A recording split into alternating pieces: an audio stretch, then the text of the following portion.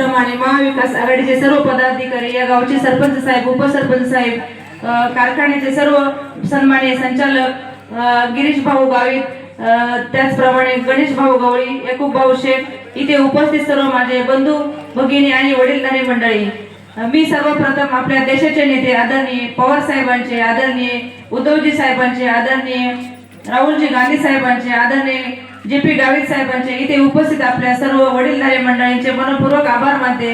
माझ्यासारख्या आदिवासी महिलेला विधानसभेची उमेदवारी देऊन आपल्या तालुक्याला न्याय देण्याचे काम येथे केलेलं आहे.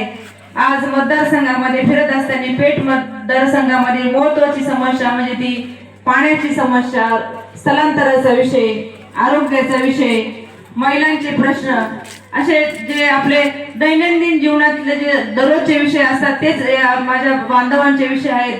आणि खरोखरच खूप दुःखाची गोष्ट आहे. आजही आपण आपल्या आजूबाजूचे तालुके आपल्या पुढे गेले, परंतु आपला मतदारसंघ अजूनही आहे त्याच ठिकाणी, अजून पाठीमागे चाललाय. अजूनही स्थलांतराचा विषय मिटलेला नाही. अजूनही मुलं शिकून त्या ठिकाणी काम रोजीरोटीसाठी बाहेर गावी जातात कामाला. महिलांना पाणी नसल्यामुळे त्यांना पिण्याचा पाण्याचा प्रश्न मिटलेला नाही. 3-3 किलोमीटरवरून अजूनही पाणी आणावं लागतं.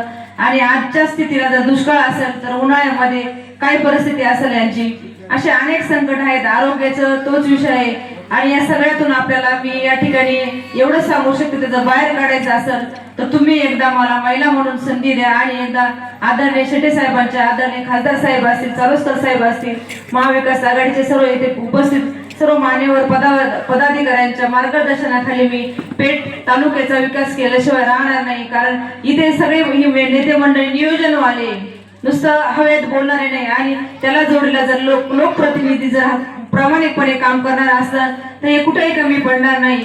या ठिकाणी मी एवढंच आपल्याला सांगते, येत्या 20 तारखेला क्रमांक 2 तुतारी वाजवणाऱ्या माणसाच्या समोर बटन दाबून आपलं बहुमूल्य मत द्या.